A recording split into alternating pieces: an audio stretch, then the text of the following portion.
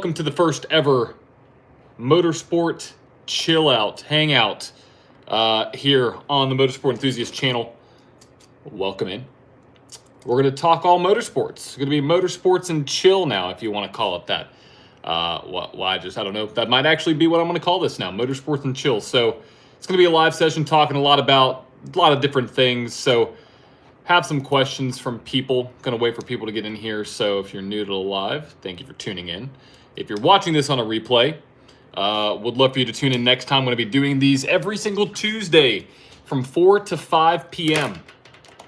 Central Time. So, don't do that.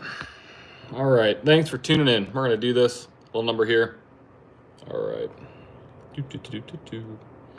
Fantastic. All right, we got 7 of y'all in here now. Welcome now to Motorsports and Chill Motorsports chat, really. What's going on? Benny Boy Tom, good to see you in here. Talking all motorsports. Got a couple questions. Got a question from somebody on Instagram talking about who's going to drive for Cadillac in 2025 or 2026. That's going to be an interesting answer that I have. What got me into motorsports, and am I a fan of Australian supercars? A lot of different questions. But if you have any questions live, let me know. That is the name of this. Is just a place to come, chill out, get your favorite beverage. I got some lovely tea here.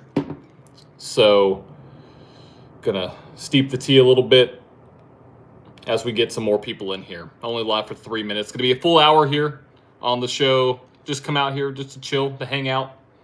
I might actually adjust my mic for my speaker, actually. Gonna move you over here for a second. There we go. Fantastic. All right, there we go. That's awesome. Alrighty, so if you have any questions live, let me know about NASCAR, Formula One, IndyCar, IMSA, anything, before I go into my first question here in a couple minutes.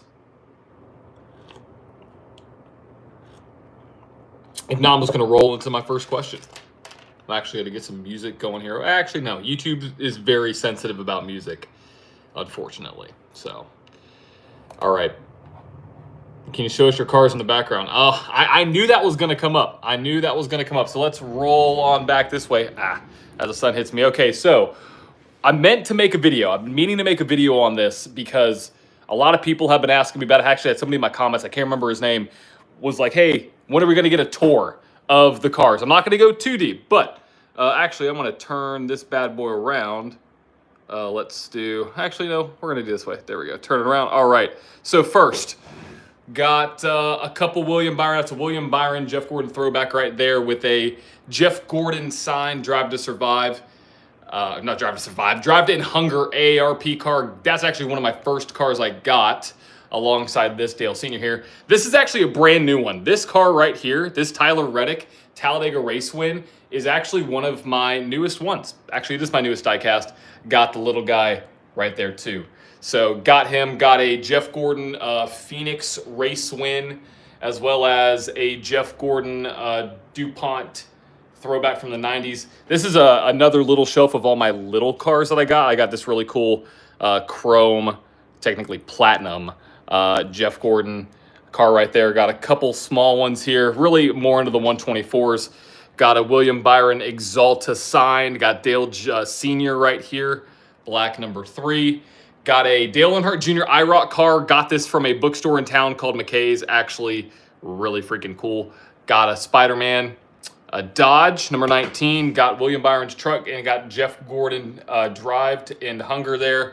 As well as you have another William Byron race win, another William Byron, and our first IndyCar. That is Joseph Newgarden's 2024 Newgarden. What's up, Dark Robin? Going through my cars right now. Somebody asked if they could see the collection, going through that. And over here, got to move this chair. Got Charles Leclerc's 2023 Ferrari. Got William Byron Daytona 500 win. Got a Jimmy Johnson signed, a raced version right there with Max Verstappen. 2023 got a dual signature Jeff Gordon, William Byron dual auto, and then got this one signed in person. That is the 2023 William Byron Darlington win. And also got Ayrton Senna as a Lego set.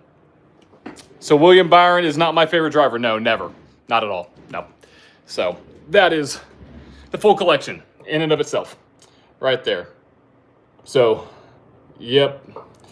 You can see all that in the back. So, alrighty. So actually, I want to tie this into a question that somebody asked me. What got me into motorsports? So I have actually been a motorsport fan my entire life. I say as I'm walking around LU campus, there you go, dude. There you go. Actually, that's awesome that you're on the campus right now. The scheme this year for Byron looks pretty good.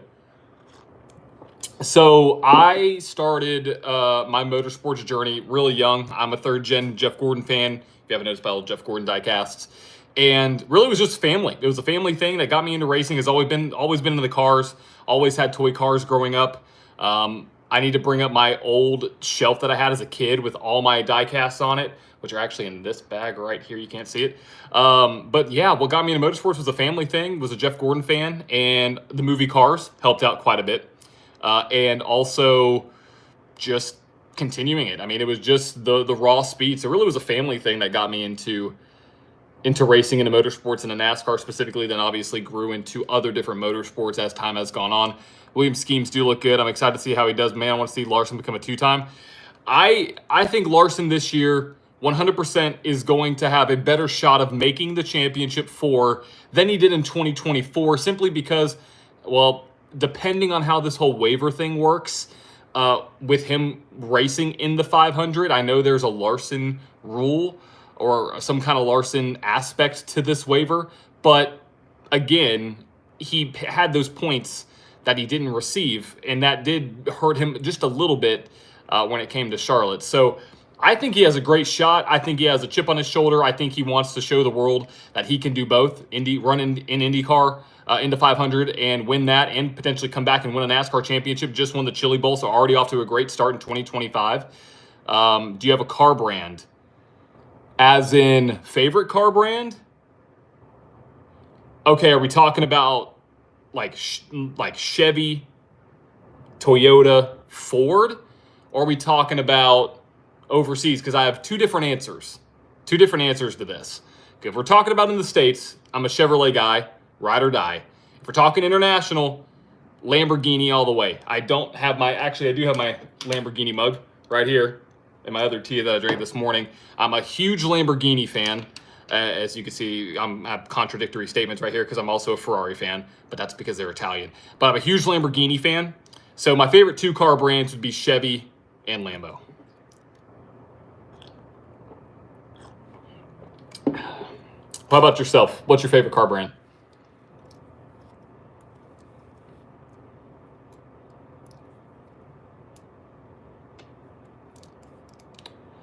So I've heard good things about Ford trucks. I know one of my good friends had a Ford and he liked it a lot. So also one of my friends had a Toyota and he liked it a lot. So the only downside is Chevy is going away from all the production cars outside of Corvette, and now they're focusing on their EVs, their SUVs, and the trucks. So, with all the production cars going away, it's tough.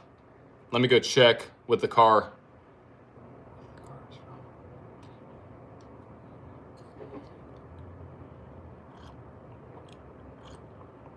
Also, I'm curious. So I'm doing this video vertically.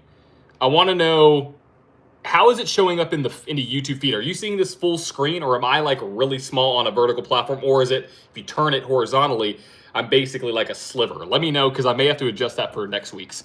I have an F350 dually, and it's the most amazing truck. I know I have another friend who has one of those, and he loves it. He loves the F350s.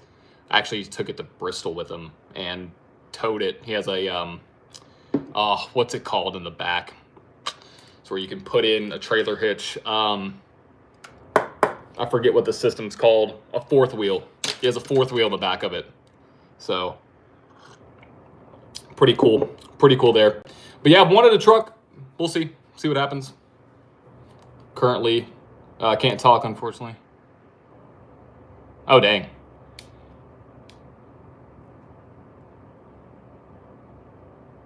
Yeah, fifth wheel, not fourth wheel, fifth wheel in the back. Yep.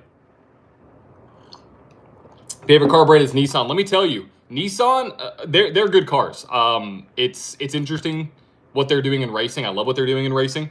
Obviously, if you're a Gran Turismo fan, I love Nissans because of Gran Turismo. I saw the movie, played the games growing up. The Nissans are fun to drive, so absolutely, Nissan's right up there on the list. I'm gonna figure out if I can play music next time because I don't want this thing to be banned. A Porsche 350Z. A Porsche 350Z. A 350Z is a Nissan, isn't it? Or is there such thing as a... Or am I just...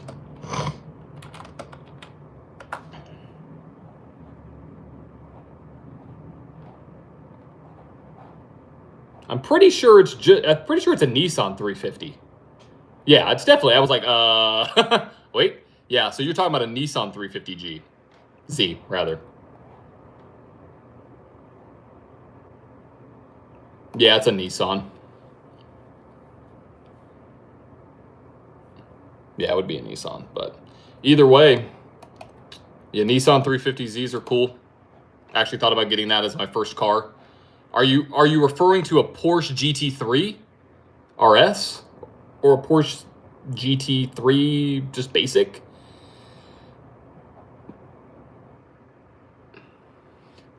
We're gonna be on soon. We gotta get on. Well, I'm racing every Thursday night now, so yeah, we'll have to figure out a day and a time. I do want to, maybe that's what I'll do for my live next week.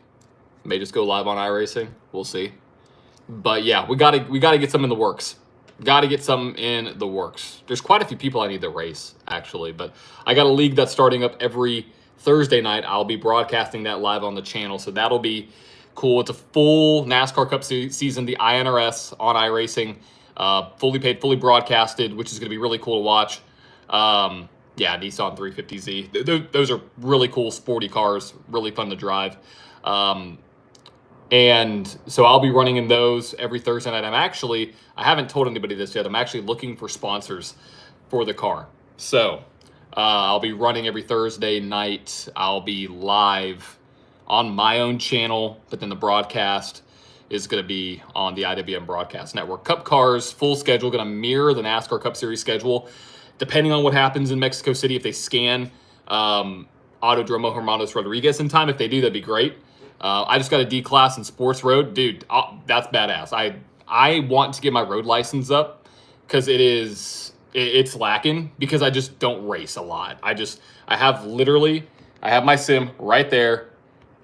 Haven't raced in a second. So this league I'm in is going to kind of give me my racing fix for a second. So let me adjust this really quick. Awesome.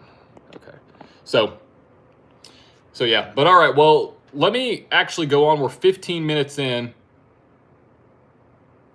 So now you're talking. So I would love to, because I just have a G29, and I love my G29, but I do want an upgraded wheel. I also want to get triple monitors because my rig is capable of getting triple monitors. I might actually do that this year, depending on how much those monitors cost, because all I have to do is literally just move it over, and I got it. So I like the way you think. But second question that I'm going to, the second question I'm going to get into is one from MTAL Bot 2510. I'm assuming Metal Bot 2510 on IG. Who's going to drive for Cadillac F1 in 2026? Who do I want to drive is going to be way different from who I think they'll pick. So you have a couple drivers that are in F1 or have F1 experience now that you have to kind of consider. The big name is Sergio Perez. You can help me with triple monitors. Let's talk. Is Checo. That's a huge name. Obviously, he doesn't know what he's going to do, so you have to think about that. You have Valtteri Bottas. You have him. You have Franco Colapinto. Love me some Colapinto. I actually have a Franco Colapinto card somewhere. I think it could be any of those three. Now, you have some drivers that are outside the box that I would like to see, which is less of a probability. But depending on how well they do this season in another series, moving to F1 could be interesting, especially with how their season goes. Big name could be either Colton Herta in IndyCar or Pato O'Ward. So I know Pato O'Ward is the reserve for McLaren, and he's been in McLaren, stuff less, but still has been in an F1 car. So anybody coming from IndyCar that would move to F1, it would make sense that, well, I don't know if McLaren would give him up and move him. Either way, Pato or Colton coming to F1 would be huge. But again, I think there's also another level of this for who I want to drive in Cadillac. I think that there is a play with Fox this season and how well they've broadcasted or how well they have marketed IndyCar so far. And Will Buxton coming out literally saying that, hey, we want to be better than NASCAR. And that's what Will Buxton said. There's a lot of power behind IndyCar this year. I don't know if they're going to move because obviously F1 is the pinnacle. F1 is when it comes to viewership. But will they leave IndyCar when it could be reaching a peak? That's the big question. I'm curious. Everybody else who's watching, who do you think's going to be the driver? Plural. And who do you want to be the driver for Cadillac F1?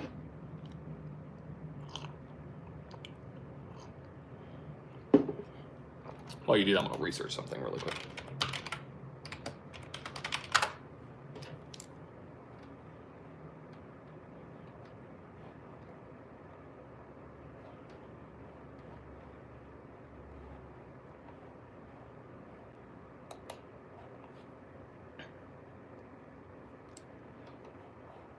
Also, I'm just looking up here.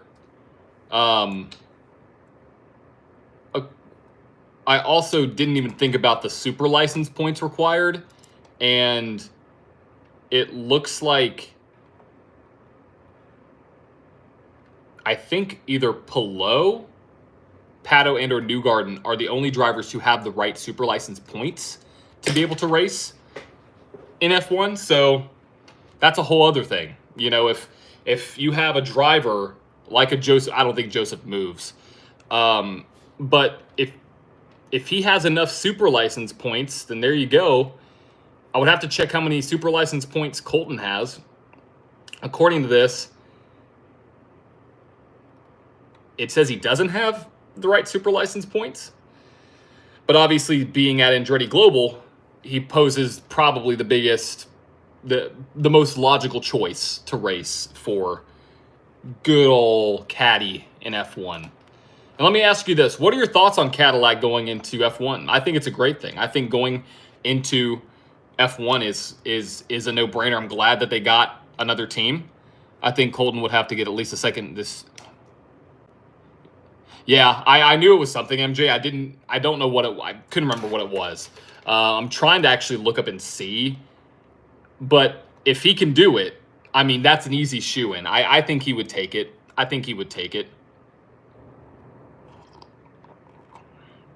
Makes a lot of sense. Also, I'm drinking some lemon tea, going with the Cadillac yellow, gold, whatever you want to call it. So yeah, it's going to be interesting, though. I'm excited. I'm excited to have Cadillac join. I know a lot of people, let me rephrase, a lot of people that are overseas are not thrilled about an American team joining, but you know what? We're coming. The Americans are coming. So we'll see. All right. Let's see what else we got on slate here. I got another question from somebody else. I'll answer that in about 10 minutes. But on the topic of IndyCar or NASCAR, Formula One, any of the big three, I'm curious, does anybody have a question about the sport that okay, they should bring back Logan Sargent. We're gonna answer this question or answer this statement. As much as I love Logan, I don't think he's the answer. I really don't. It just wasn't good, and that's a big risk for a team to take. It could work, I guess. Obviously, Haas being another American team, just saw that come through. But Logan, I just don't think he's the right guy. I hate to say it. Okay, well,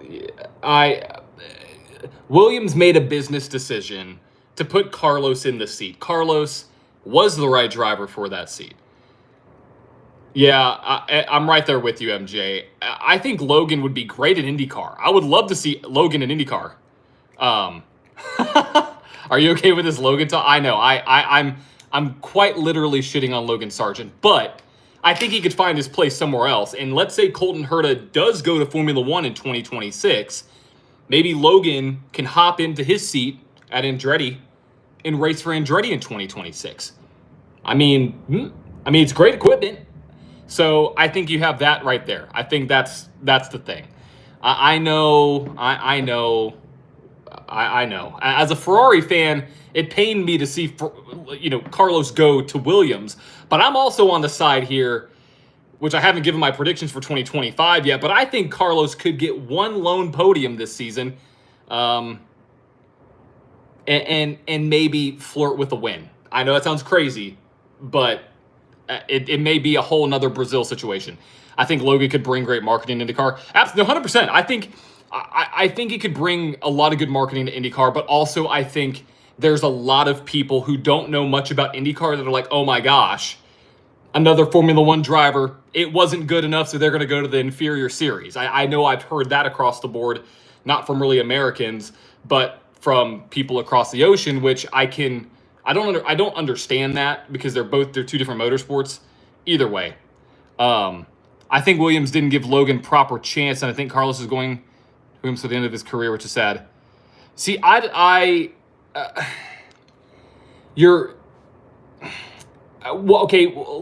open a can of worms because we have some IndyCar fans. I know MJ's a Logan fan. Okay, let's talk about this. Did Logan actually get a fair chance? Said my tea on this one.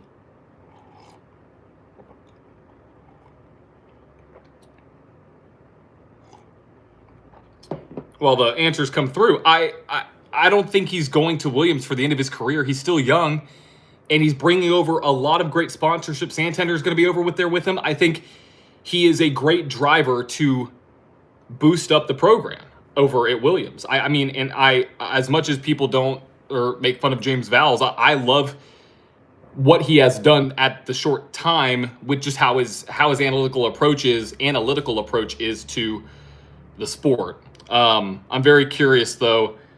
Really, I'm throwing this on the spot to MJ because I know she's a Logan fan. I'm just curious. Do you think Logan got a fair shot? But yeah, a Carlos win. I mean, it's far-fetched, but I also think that there is a good possibility that you have a driver like Carlos who's good enough to win. We all know he's good enough to win. It's going to come down to the equipment. Can they make something that is race-worthy? Now you have Franco, you have Albon, who was flirting with the top 10s there towards the end of the season. So you have all that. So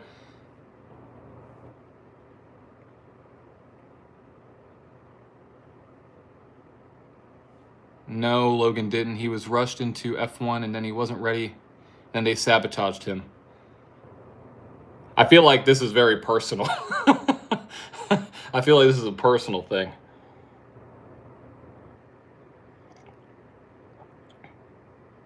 Williams is an amazing driver. Are you referring to Sainz?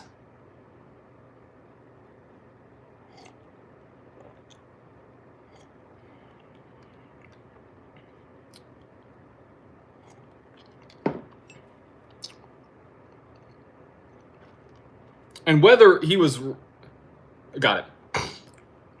Whether Sainz, whether Logan was rushed into F1 or not, that's a subjective opinion. Obviously, they thought he was good enough to run in the car. And whether or not he was, and whether or not he got... I mean, at this point, it's water under the bridge. Here's the thing. I mean, we could talk about this forever. But again, he still had a chance, and it didn't work. And I don't believe the notion that they gave him bad equipment right off the jump. I sincerely don't. Now, Albon was their primary driver 100%. But you can't. It's a thing where it's like it's water under the bridge at this point. Like, I'm just all here for Logan going to IndyCar. I want a source on this one, good sir. I'm just messing with you. No, but for real, I'm excited to see what Logan can do in the future in whatever series he runs. Because if he runs an IndyCar, that'd be a great thing. I'm really there for it. So it's 420. I think he had a fair chance. I think he had a fair chance, but I don't think Williams did a whole work to help him succeed. Yeah, that I can see. While I don't think they gave him the best stuff, I do think that there could have been, like y'all are saying, at least some room for improvement that they just didn't go for. And being temporary, it sucks. I hate it. I don't want to go down this road, but you saying that makes me think, okay, was it just a publicity stunt? Was it just a publicity stunt to get an American in? Not because he's American. Well, I guess kind of because he's American. But could it be something like that? I don't know. I really don't. I don't want to think that. I don't. But again, we're over here speculating. The motives are hard to look at when we're not in it. I am curious, though, how many times did Logan DNF this season? Does anybody have that number off the top of their head? I don't.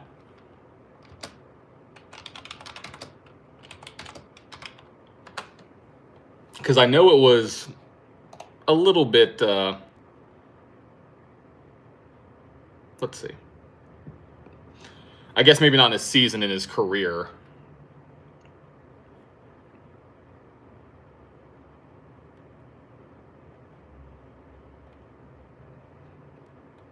Yeah, so his best finish was 11th at the British GP. 2 DNFs. Okay. So I go back to the whole thing. You could make an argument that maybe he wasn't in the best equipment, which also plays into the notion that I've been saying where Albon has performed better. So you're automatically, if you're going to be in inferior equipment, you're not going to perform as well as another driver who's in better equipment in your team. Therefore, they are going to score more points. So that I don't think is far-fetched. But looking at purely the numbers game here, yeah, Albon was statistically better, rather, I should say, emphasis on the better part. But one thing I want to do, I'm going to completely switch subjects here.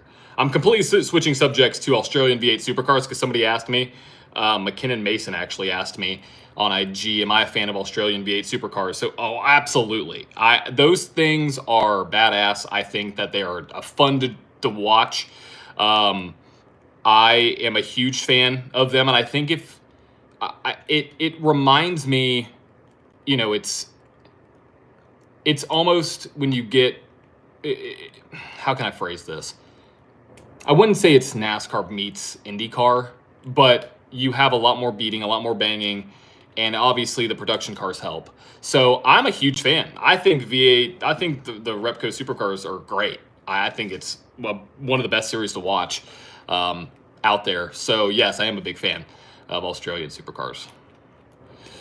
I think it's a very cool series. I'm going to try to watch more in 2025. So, NASCAR lawsuit. Okay, let's talk about it. What specifically about it?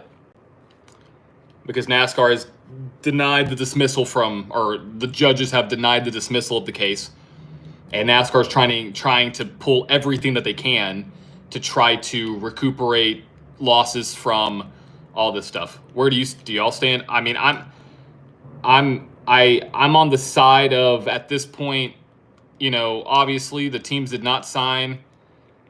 Oh, absolutely. It was incredible, MJ. And so where do I stand on it? I'm on the side of with just how this case has gone on and what's been going on both sides.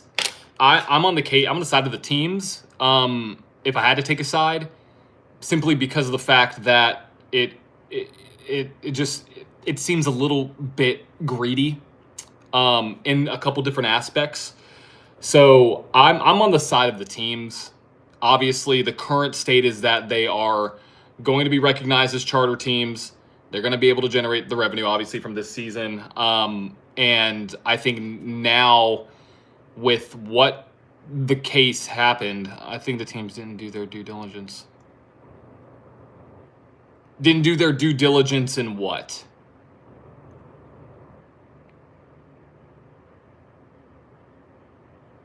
Also,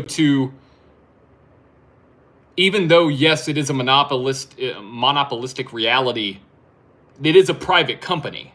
It's a privately held. They don't have to share anything. I mean, that's the flip side of the coin here, is everybody's like, oh, NASCAR needs to report all this stuff. Well, they don't have to. They're private. They can do whatever they want. So when you're looking at it like that, I mean, it's almost, it sucks. Everybody would love to know the numbers. And are they going one way or another? Is there too much money? Too much money towards the wrong things, not enough money for the right things? Nobody knows. Nobody knows the back end books. I don't have the paperwork. But again, you have a sport that it's been in question for a while, and you have two teams that stood up, and they are winning at this point.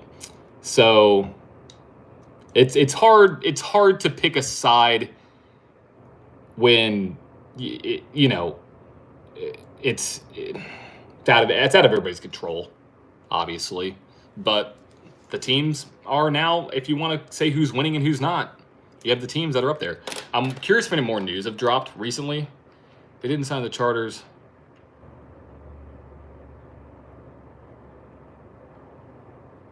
They didn't sign the charters. So you think they should run open, is what you're saying?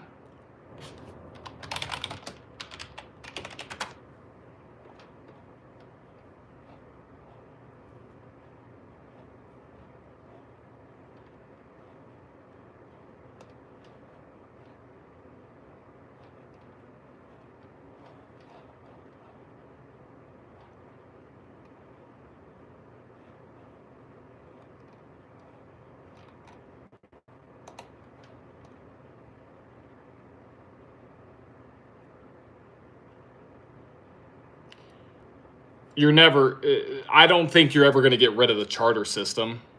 I don't think you're ever going to get rid of it. It's too big of a draw for NASCAR when it comes to the financial side. I mean, you have IndyCar going to the you have IndyCar in the charter system with the 10 teams, 25 cars, I believe. I think that's right. I have to double check. I think if they ran open, they would have lost their drivers. This is the whole thing too. So you had two statements, whether or not they were displayed in the right amount of time. So if they lost their drivers, especially with Reddick, shout out to Reddick on my shelf right there, and Wallace. I mean, you're in almost a catch-22 because, like, okay, you run an open, but then you lose your drivers because they come out and say that. Literally, Wallace came out and said, if there is not an intention for us to run, I'm going to find a spot elsewhere. Also, you have Reddick saying that there's different things from that contract that got breached. You have sponsors saying that they want, like, Monster came out openly and said that they would almost pull, but they had to they were holding off on a commercial or some sort of promotion because of this, and they had considerations of pulling. There's a lot of things at play here, and if they would have lost their drivers, I mean, you're talking about, Denny Hamlin, one of the biggest names in the sport, and Michael Jordan, one of the biggest names in sport, losing their drivers. I don't think it would suck. It would suck. It would really suck. But again, teams are on the right side now. Now, what's going to happen? We don't know. But they're running as opens, or not? Or they're running as charters. They got the grant from the judge. So Now, I've just looked this up. Apparently, Brad Keselowski came out and said something that is pretty interesting. It says that the dispute between 2311 for Motorsports and NASCAR could be potentially a threat to the sport.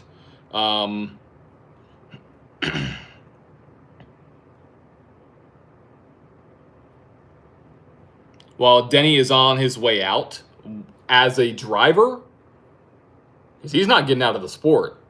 He's going to run 2311 to the day he dies, I would imagine.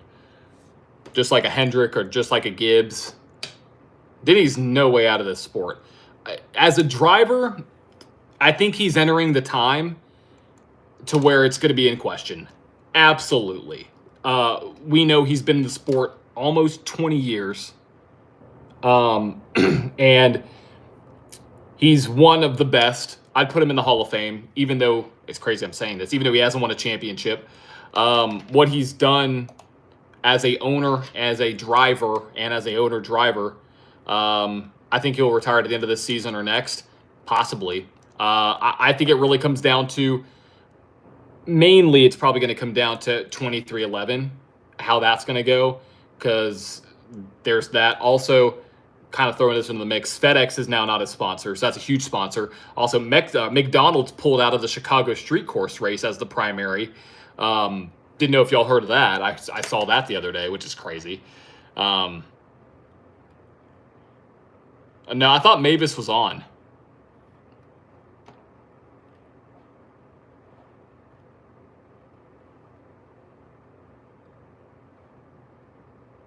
So it's going to be interesting to see. I think that it's going to be a great season, though. Let's talk about the season. You have, and I've made this clear. I put out a video a couple days ago. I think that the 2025 season is going to be one of the best. You have the most diverse schedule we've had. The Daytona 500 has, I would say, I wouldn't say our best lineup. It's been the best lineup I've seen, or the best entry list over the last couple years. Mavis was off JGR's site, but still on Denny's personal. It's weird. So, yeah, I don't know where that's going to be. I mean, Mavis is a big one, obviously, that teal-colored scheme. But the Daytona 500, you have that coming up in exactly a little under 4 weeks. And I think this season's going to be insane. I think it's going to be a crazy season. I know some people in here have not watched NASCAR before. I recommend watching it. For sure. And I recommend picking, and I said this in my video, I recommend picking a specific driver to follow. So whether it's, Chastain, whether it's Reddick, shout out to Reddick again, whether it's maybe it's Castro Neves. I think this year is going to disappoint, honestly.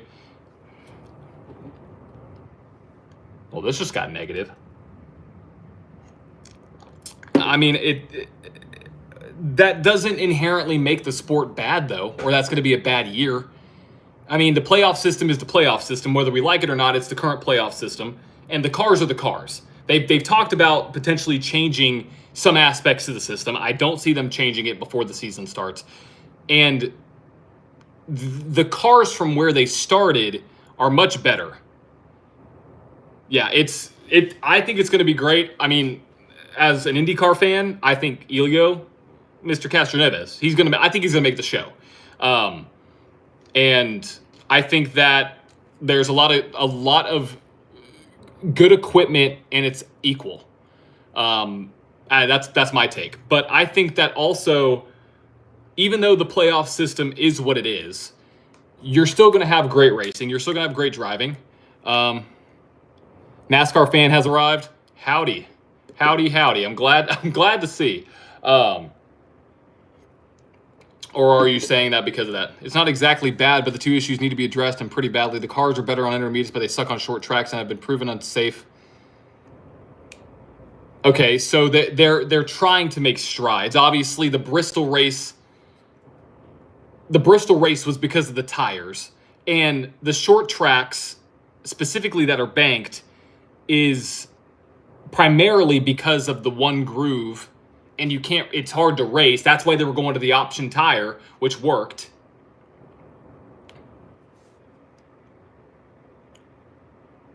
No, it's because I love NASCAR. Well, I'm glad to see. Fellow NASCAR fan, howdy. Favorite track is Talladega. That's my favorite super speedway, and it's your home track. I've gone to Talladega I don't even know, 6 times now. It's been a long time. First time I went was I was like 11. Talladega, love that race. But NASCAR as a whole, it's going to be a great season, and they're addressing the super speedways. The cars, the issue at hand is that one of the flips that happened at a super speedway was because the air got underneath the car, plus the force of that other car that was pushing the car that flipped. I can't remember who it was. Made the car flip. But with the Gen 6 cars, at least 2020, there were multiple grooves, and you can... sure, absolutely. And I think that's the thing, is that you have tracks that are better and tracks that are not as good. So the tracks that are good, obviously, are the 1.5 miles. Kansas, great race, probably one of my favorites. I go to the October race for my birthday. Hell yeah. The October race is a great race to watch because it's the playoff race. Very tense. Love that race. But with the Gen 6 cars, at least in 2020, there are multiple grooves. Sure. And I think, again, you have to think about this. We're still in the early phases of this car. Year 1 and year 2, it was the tires and the fires that were causing issues. You had the tires that were horrible. You had the wheels falling off. You had the fire in the car. Now they addressed the super speedway issue with that. So they're trying to. I think they're working in the right direction.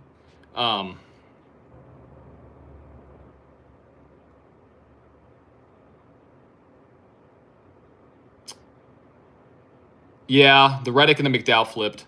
William Byron, favorite driver. Answer that. I'm going to discount the Joy flip because he sucks. So overall, I think, well, hold on, I'm going to redress this. Reddick's flip and McDowell's. Hey, Chase is going to, I predict Chase being in the championship 4 this year. Genuinely. I think Chase could have a fantastic season. I think he could have a sort of, I don't want to call it a comeback, but almost a comeback continued. So that'll be interesting. And McDowell's flip, I would like to see at HMS 4 champ lockout.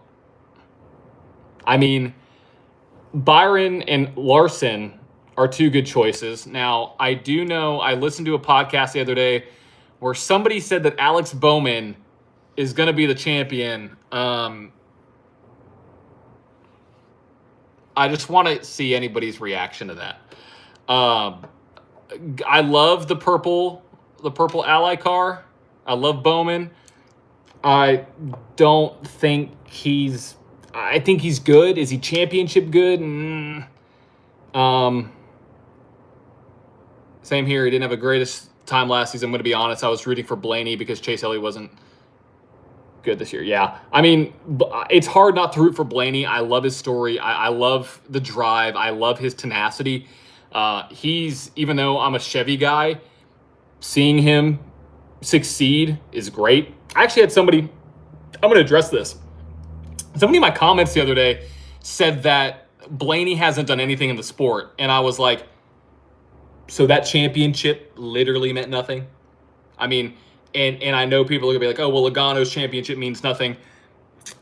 At the end of the day, they're still NASCAR champions.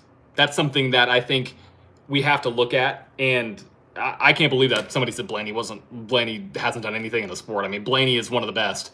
I'd put him in my top 10 easy, maybe even top 5 drivers currently in the sport. So it's an interesting take, to say the least. Also, I'm going to jump back to the main topic that I think on the topic of the races. I still think Logano shouldn't have won the championship. Yeah, well, they were at the right place at the right time, though. I mean, when they won Vegas, and the thing is, they've prepared and they've done well in Phoenix in the past. They had races to prepare, and they literally right place, right time. Keep in mind, barely won that Vegas race on fuel strategy. I think if they wouldn't have won Vegas and Christopher Bell would have won that race, I think Bell would have been the champion over Logano. Absolutely. Because that just leapfrogged Logano into the championship 4. And you can't discount Paul Wolf's strategy, which was insane. One of the best fuel strategy wins we have seen, I would give the last 10 years with that. And so I think that there's, the topic of merit when it comes to the champion, all that conversation. But at the end of the day, it's the current system. And do I think a driver who's the regular season champion deserves more playoff points than another? Yes, and they do. But when it comes down to it, you have to perform in this current format, and that's where it is. And you got to do what you got to do. So I think the format's going to stay for a second unless they figure out a way to incentivize, which I like Kevin Harvick's approach, incentivize the drivers in some way in the regular season to have some sort of security into the playoffs. Harvick said the champion or the regular season champion automatically gets locked into the championship 4. The second place driver in the regular season standings gets automatically locked into the round of 8. Third place gets locked into the round of 12. Fourth place gets locked into the round of 16 like everybody else. I don't like Penske, yet my second favorite driver is a Penske driver, LOL Blaney. Interesting. So you don't like Penske. I mean, I think as a Hendrick fan, I can't believe I'm saying this. Penske is a badass organization. They're across the board doing well in all different kind of motorsports. They're going to be a great team to watch this weekend in the Rolex 24. And I'm curious, if you, one, who's going to watch the Rolex this weekend? Because if you haven't, or if you don't plan to, I recommend you doing it.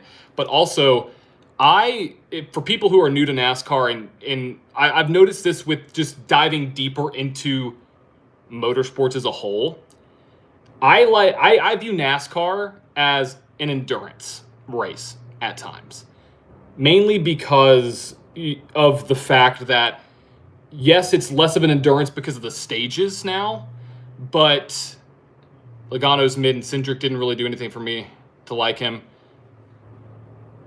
And I don't like Ford because I'm a Chevy driver.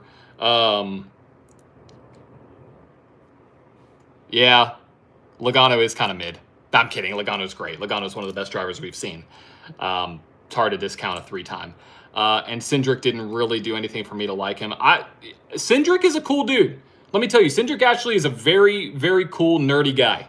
So let me tell you, check out, I wish he would have kept his mustache, but again, he didn't, unfortunately. But I think that there is going back to NASCAR and endurance racing with the Rolex 24, I know that there is a preconceived notion watch NASCAR for the wrecks. Sure, obviously. But NASCAR, I view it as more of an endurance sport than anything really, mainly because of the length of the races. So people are like, oh, the races are too long, they're too boring. But when you watch the Rolex 24, obviously it's hard to compare a 3 or 4 hour race to a 24-hour race. I thought of the analogy the other day, in a Rolex 24, lap 115 is no different than lap 135, but each individual lap is building up and telling the story of the race. I view that as exactly how NASCAR is. Every single lap is building up to tell the end of the story. And so you have chapter 1, which is stage 1. You have chapter 2, which is stage 2. Chapter 3 is the end of the book, end of the race. And so when you have that and you look at it that way, I think it opens up the door to say, okay, NASCAR is somewhat of an endurance type sport, especially on these ovals, where you could arguably say going around a road course is more difficult than going around an oval, to each their own. But also the endurance side of things, from it comes to NASCAR, the attrition to hit your marks every single time and to know where your car is going to be and to know what your car is going to do is consistent across all motorsports, regardless of the track. So I think if you're new, almost treat NASCAR as like a mini endurance series. Because, you have the 6 hours of Imola, you have the 6 hours of Spa, the 8 hours of Bahrain with WEC. So you have those other races, and so NASCAR's 3-4 hours. I think it's open to say that it could be an endurance. To look at it as more of like, okay, these drivers, yeah, it's not providing action every single lap. The Rolex is going to do the same. There's not going to be action every single lap. That is, what I think people are, I'd say looking for. And not that there isn't action, but that it's a long race. I think that it opens the door, if you look at NASCAR as more of an endurance, to kind of dive in a little bit more and to not set your expectations that every single lap is going to be insane. It's going to race like, you're going to have wrecks out all the time. So There's a rant. I think NASCAR is an endurance series, but it's leaning towards Grand Prix-esque is what I think he meant to say. I mean, I think it should. So I think the Mexico race this year is a fantastic race for the sport. I put out a video the other day. I'm pretty sure everybody who's watching this saw the video. There's a lot of people who don't like it. I think it's great for the sport. There were a couple people who were in Mexico that loved the expectation that NASCAR could bring their premier series into the sport or into the country. So I think it's a great idea. Thoughts on the watermelon man himself, Ross Chastain? Oh, I love Ross. I think he's a great guy. I think he's a great character, a watermelon farmer turned NASCAR driver. I mean, what better personality do you need than that? I mean, I think it's great. He's funny in his move at Martinsville in 2022. I thought it was a GOAT move. I mean, you're never going to see it again. You're never going to see a Hail Melon ever again unless you play any sort of console racing game or you're on iRacing or anything like that. So I think he will always go down as probably one of the most interesting personalities in the sport. Almost like a, I think I can compare him to. I mean, almost like I don't want to say Kyle Petty. Almost like a Darrell Waltrip in a way. Obviously, Darrell Waltrip, much different generation, much more chatty. But he's one of those figures that I think is good for the sport. So I'm a big fan. I love me some Mellow Man. I've actually seen him win once. Smash the watermelon. Pretty cool. Fed it to a security guard. That was entertaining to watch because the security guard was like, oh my gosh, what do I do? Just bit right into it. Also, to go back to the point about NASCAR going to a Grand Prix-esque form, I don't think it's a bad thing because you have kind of a split of fans at the current moment, I believe, where you have the traditional oval fan, then you have a newer fan who's watching F1, who's watching IndyCar, who's watching IMSA, who's watching WEC. And I think that you have those fans coming over. I think racing in a Grand Prix format, go to Detroit, go to Long Beach, go to Portland. I mean, try these different courses. Stay at Chicago. I think it's good for the sport. It gets it around. And plus, I applaud the changes. You'll never see the Hail Melon ever again except when Bell tried. Yeah, well, you saw what happened when he tried, unfortunately. Shout out to Mr. Bell because my guy got in. Either way. I think, looking at the season, it's going to be a great season. We got that coming up. We got IndyCar back. You have the F1 launch coming up next month, which is going to be great. Lewis Hamilton in red for the first time today. Oh, my gosh. Him in the Ferrari red is literally, it gave me chills. It gave me chills, especially when you saw his post. He was like, this has been my dream. It's always been a bucket list item. I don't like the race in Mexico because it's not what the sport was built on. Okay, just because it's not what the sport was built on doesn't mean that's not what the sport needs to move forward. Because you have that split fan base. Are ovals your bread and butter? Absolutely. Going to Bowman Gray, 100%. I think they're going to go back to Rockingham. I think they should make North Wilkesboro a regular season race instead of the All-Star race, for sure. So they are making the right moves. And they are returning to some of these tracks. And you said that they used to race at and Road America. Yes, as I agree, a lot of these tracks are dying. But again, it's not as easy as, okay, let's go run the Cup Series at a short track. It's not as easy. It's happening here. It's happening here in Nashville. It's not as easy as to say, okay, NASCAR, come to the fairgrounds. It's ready. No, it's not ready.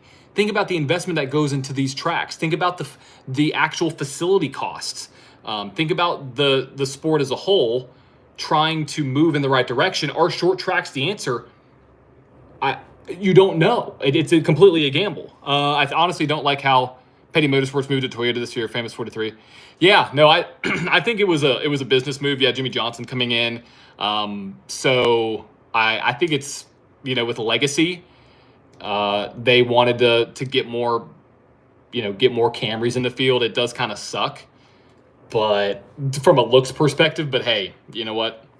I'm curious to see what they're going to do this season because they showed signs, especially on some short tracks, to be fast. I'm not saying that the Mexico race is bad. I'm just saying that NASCAR needs to go back. Needs to go. I'm not saying. I'm just saying I think NASCAR needs to go back because. Sure. Well, that's true. A lot of the tracks do need help. I think it could be cool to see these tracks host a race. The question is, though, is it sustainable? And is that what is going to move the needle to get the sport in the right direction? I mean, because you have to look at it purely from a business side at this point. And I think the Mexico race is a big business move. I think it's a great move in the right direction, especially racing at the Autodromo Hermanos Rodriguez. I think it's a great track. Now, depending on what layout they run. I think all the layouts are great, but I'm curious to see what that's going to look like. I do think going back to some of those tracks would be great. But again, you're never going to see, unless you have the money behind it and the efforts, like what we saw with the North Wilkesboro. Obviously, we have Rockingham going back to the Xfinity Series, which is great. I think the trucks too.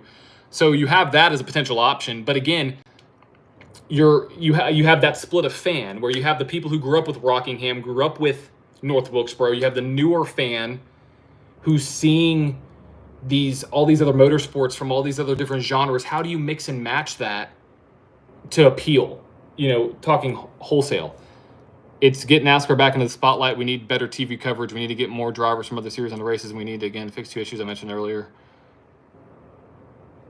Better TV coverage. It's hard to get better TV coverage. We need to get more drivers. Absolutely. I think getting other drivers from other series is a no-brainer. I think it's a no-brainer. I think Helio is a big one. I'm very curious.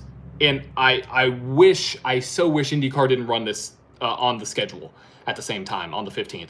But when NASCAR will be in Mexico, IndyCar is going to be in Illinois. They're not going to have I need them to sign Checo to 100%. 100%. If they get Checo in an OEP for Mexico, come on. You're talking about I think Checo to NASCAR needs to happen.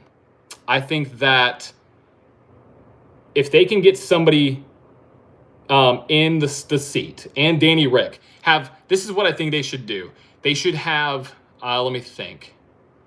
I guess technically Project 91 might work with Danny Rick or Checo, but then you have some other teams who have a fifth spot, like RCR when they ran the 33 car. Bring them both in. I mean, Danny Rick, timeout. That's what they need to do. Checo needs to run for Trackhouse, and Danny Rick needs to run RCR in a 33 car. Easy. Zach said Pato could run Xfinity for Mexico, but I don't know if I see it. Yeah, I don't know. I mean, it's going to be tough. That's a tough weekend. Going from Mexico to Illinois. I would love to see it. I think everybody would love to see that from an overall motorsports perspective. So, Pato in a 17 Hendrick Motorsports car, that could be a thing. That could be a possibility. I mean, Pato would be great. I have his rookie F1 card somewhere on this shelf over there, or maybe it's in my book. But yeah, Pato in an F1 car, 100%. 100%. All right, Pato in an F1 car, absolutely. Pato in a NASCAR Cup Series car or an Xfinity car, absolutely. I got ahead of myself. I think it would make sense as they have connections with HMS. Yeah, I mean, it really does make sense. We're back. That was weird. That was very weird. Let me know if you can still see me, because it says it's still recording. That was odd. My screen just completely went black before I start talking again.